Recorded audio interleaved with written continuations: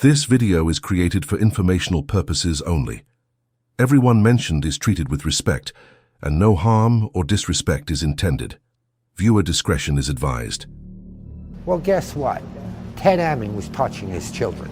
I've never made that public. On October 22, 2001, Mark Angelson becomes alarmed. His business partner Ted hasn't shown up for work. He's not answering calls. Angelson charters a helicopter from Manhattan to East Hampton Airport, then takes a cab to the mansion. 3 hungry dogs greet him at the door. Then he sees the blood trail leading upstairs. In the master bedroom, he finds Ted Ammon, naked, beaten to death, at least 30 blows to the skull. The house alarm never went off. There was no forced entry. And the woman who stood to inherit nearly his entire fortune was having an affair with an ex-convict who'd installed surveillance cameras throughout the house. Get your machine, ask me any of them questions, strap me up right now. I got nothing to hide. I never had nothing to hide.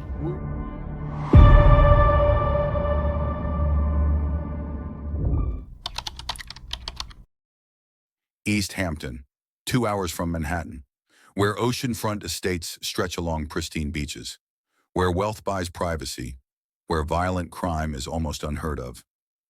Until the early morning hours of October 21, 2001.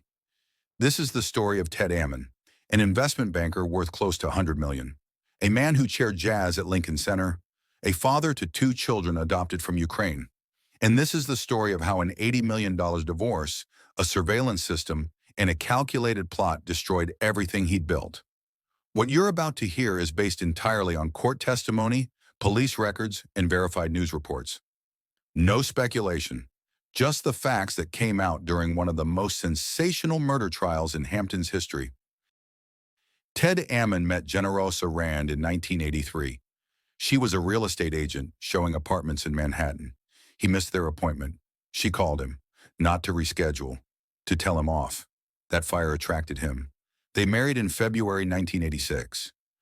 Ted had built his fortune through leveraged buyouts at Kohlberg Kravis Roberts. He founded Big Flower Press Holdings, which grew into a major printing company. Generosa, raised by relatives after her mother died when she was 10, had finally escaped poverty. In October 1992, they traveled to Medvedivsky, Ukraine. They came home with twin infants, Greg and Alexa, children they'd give everything to. The family divided their time between a Fifth Avenue townhouse, the East Hampton mansion at 59 Middle Lane, and a manor house in the English countryside. From the outside, it looked perfect. But by the summer of 2000, the marriage had crumbled. Generosa found a receipt for a divorce lawyer in Ted's desk. She filed immediately. She demanded over $1 million a year in living expenses, custody of the twins, and the bulk of Ted's fortune. The divorce turned vicious. They hired private investigators, fought over every asset, and the children, just 9 years old, became collateral damage. By the fall of 2000, they were living separately. Ted worked in Manhattan during the week and spent weekends at the East Hampton estate. Generosa moved into a Manhattan townhouse with the twins. She needed renovations, and that's when she met Daniel Pelosi. Daniel Pelosi was a high school dropout from Center Moriches, Long Island. He'd been convicted of drunk driving and was on probation when he showed up at Generosa's townhouse looking for work on a major renovation project. She hired him to supervise it. Pelosi was married with 3 children, but within weeks he and Generosa were having an affair. One morning, Generosa found Pelosi sleeping in his truck outside the townhouse. She told him no worker of hers sleeps in a truck. She got him a room at the Stanhope Hotel, one of Manhattan's most exclusive addresses, where she'd been staying with the twins during the renovation. A suite that cost $500 per night. Pelosi moved in with them. He went from drinking beer in Center Moriches to reviewing wine lists in French restaurants, from driving a beat-up truck to cruising in Ted's Porsche Carrera. He wore designer suits. According to Generosa's therapist, Dominic Scalise, Pelosi spent money like a drunken sailor, all on Ted's money, all while the divorce lawyers battled over every dollar. Friends later testified about how this affected Ted, his wife flaunting her relationship with an ex-con, having him play father to Ted's children, all funded by Ted's temporary support payments. By the summer of 2001, the divorce was nearly settled. The custody agreement had been signed on October 18th. The final papers were expected to be signed the following week. After more than a year of fighting, Ted would be free. Generosa would receive approximately $25 million. But there was a catch. A 3-year no cohabitation clause meant she couldn't live with or marry Pelosi during that time without losing her settlement. Generosa believed Ted was worth closer to $300 million. She believed he was hiding assets. And she and Pelosi were spending faster than the money came in. They were running out of time. This is where it stops being just another messy divorce. At Generosa's request, Pelosi installed an elaborate surveillance system in the East Hampton mansion. 9 cameras hidden throughout the house. Sophisticated. The system could be accessed remotely from any computer with internet access. Ted had no idea. Pelosi hired a technician to install it. The hard drive was hidden in a panel in a remote corner of the attic. According to trial testimony, Pelosi could monitor every room from a laptop and knew how to disable the system. Pelosi's sister, Barbara Luckert, testified that Generosa hired her to watch the surveillance feeds from her laptop, to monitor Ted's movements, to report when he was alone, when he was vulnerable. Luckert kept the laptop at her house in Center Mauritius. Think about what that means.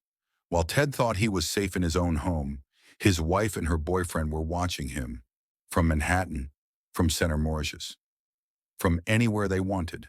The cameras were reportedly installed to spy on Ted, to see if he was hiding assets, to track his every move. By October 2001, the clock was ticking. The divorce was about to be finalized. Ted was planning to change his will.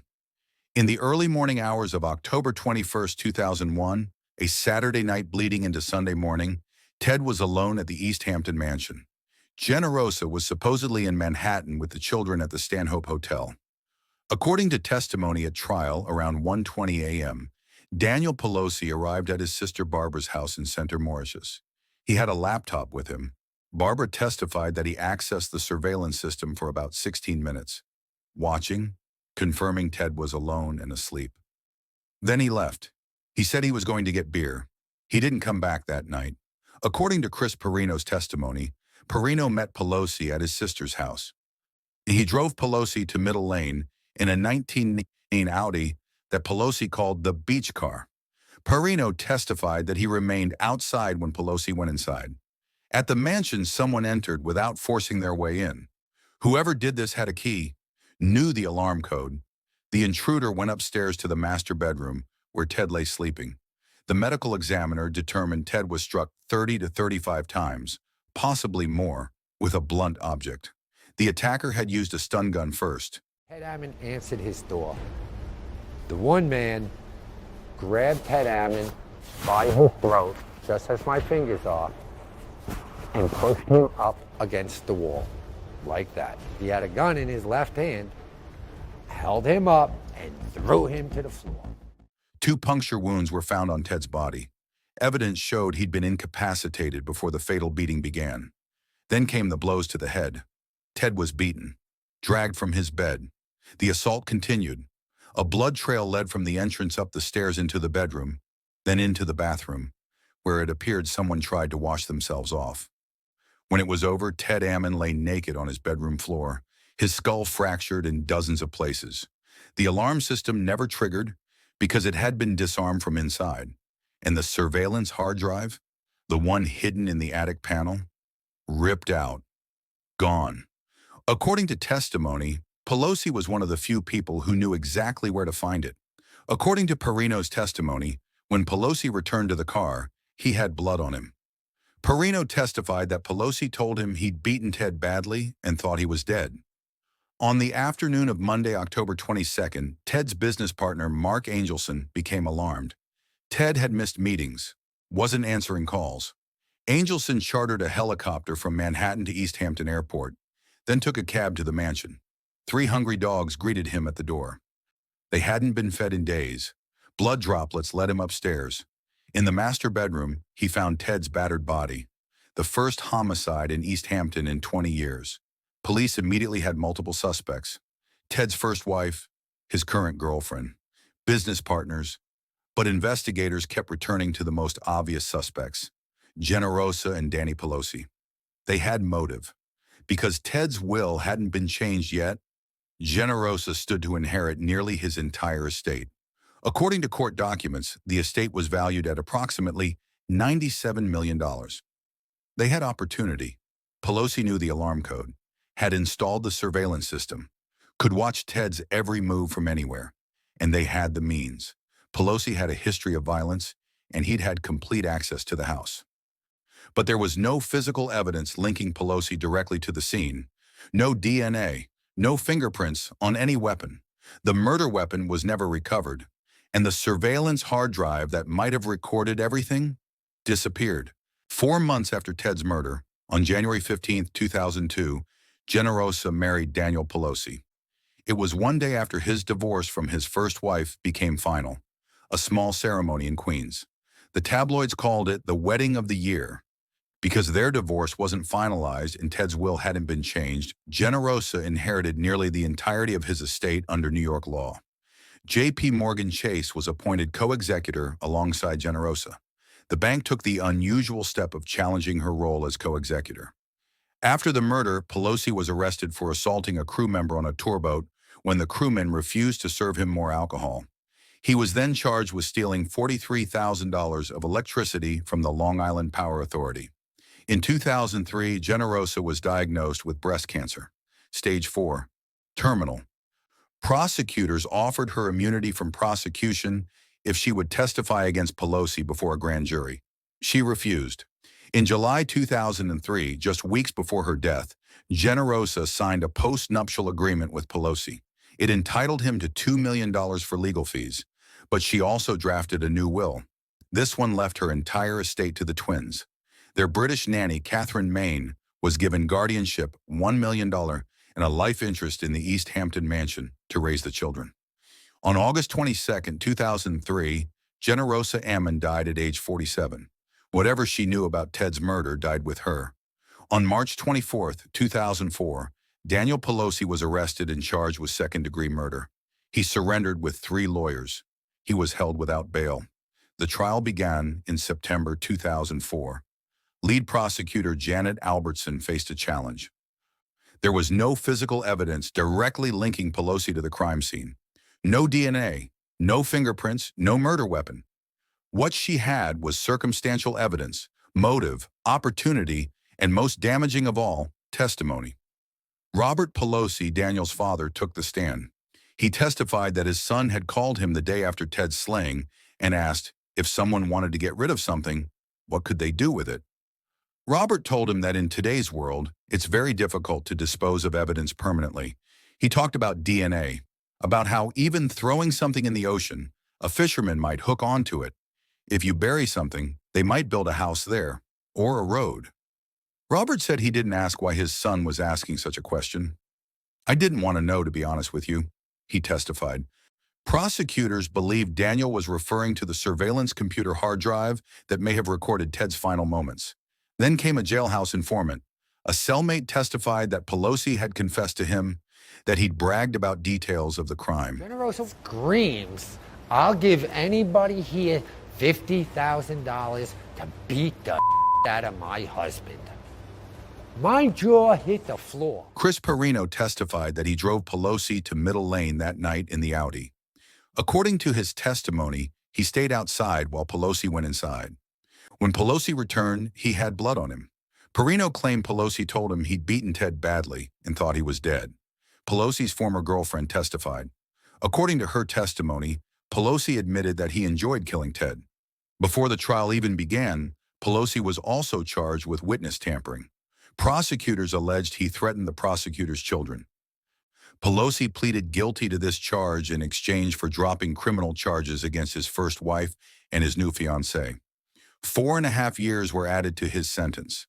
The defense argued that without physical evidence, the case was built on unreliable testimony from jailhouse informants and people with deals with prosecutors.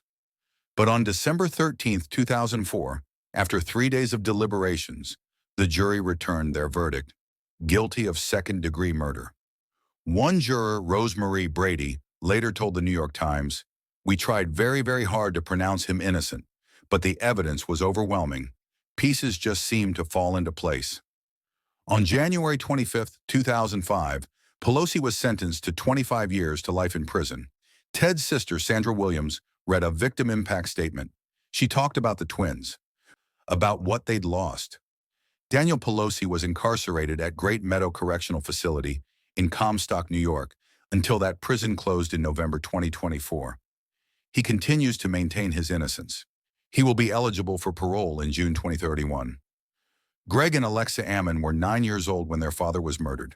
They'd been adopted as malnourished infants with deformed skulls from an orphanage in Medvedivsky, Ukraine. Ted and Generosa had traveled across the world to bring them home in October 1992. For 2 years after Ted's death, they lived with their mother and Daniel Pelosi. By all accounts, the children loved Pelosi. He drove them to school, played with them, acted as their father figure. They had no idea what he'd done. When Generosa died in August 2003, Greg and Alexa were orphaned for the second time. They were 11 years old. Generosa had left guardianship to their nanny, Catherine Main. But Ted's sister, Sandra Williams, fought for custody. After a bitter legal battle, in 2005, full custody was awarded to Sandra. The twins were sent to live with their aunt in Huntsville, Alabama, away from the Hamptons, away from everything they knew, the inheritance. According to the New York Post, out of the $97 million estate, each twin received approximately $1 million after taxes, attorney's fees, and funds lost to Pelosi's squandering. The Post called it Court of Grave Robbers. Lawyers, executors, and accountants had taken most of what should have gone to 2 orphaned children.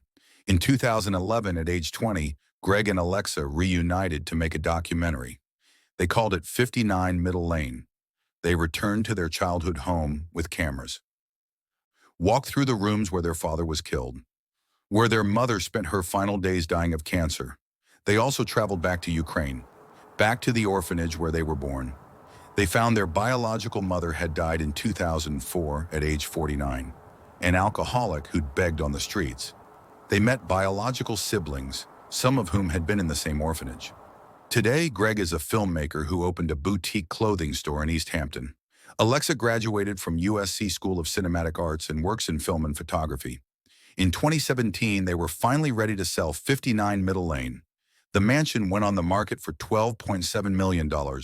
Half of potential buyers refused to even go inside once they learned about the murder.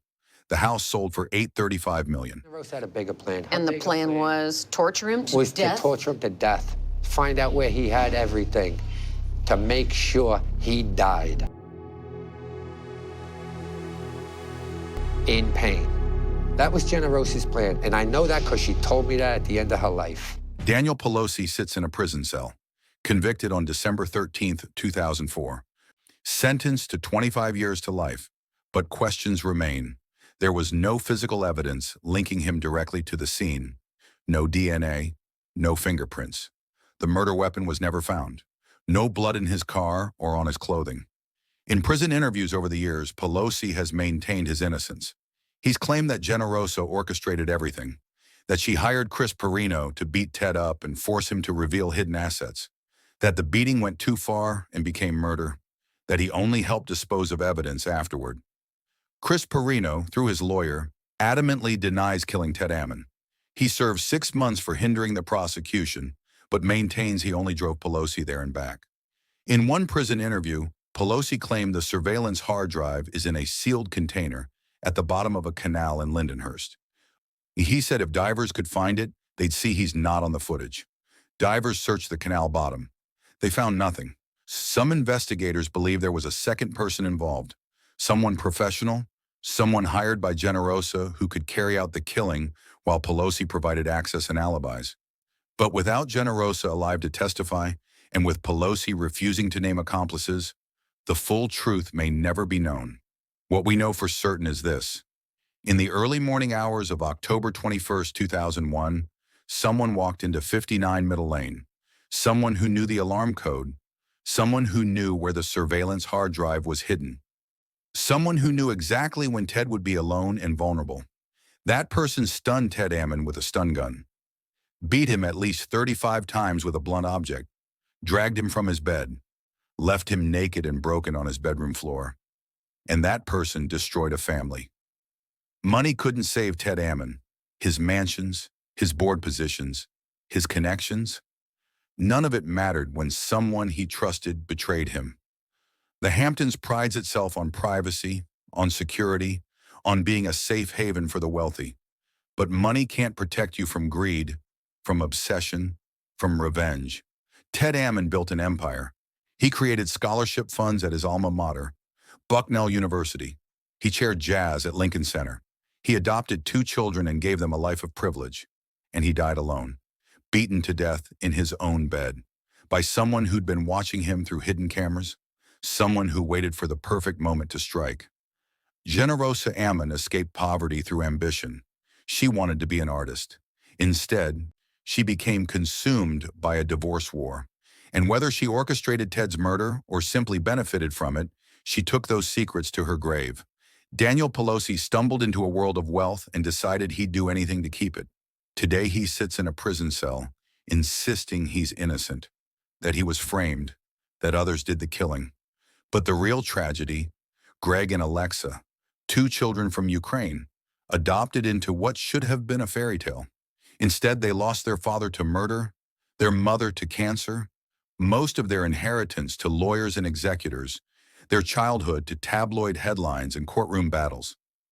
They survived, but at what cost? So here's what stays with me. Was Daniel Pelosi the killer, or was he part of a larger conspiracy? Did Generosa orchestrate everything from the beginning? Or did events spiral beyond her control? What do you think? If cases like this stay with you long after the video ends, hit that subscribe button. We cover true crime stories that reveal the darkest parts of human nature, stories that leave more questions than answers. Next week, we're covering another case that will leave you thinking, and I promise you won't want to miss it.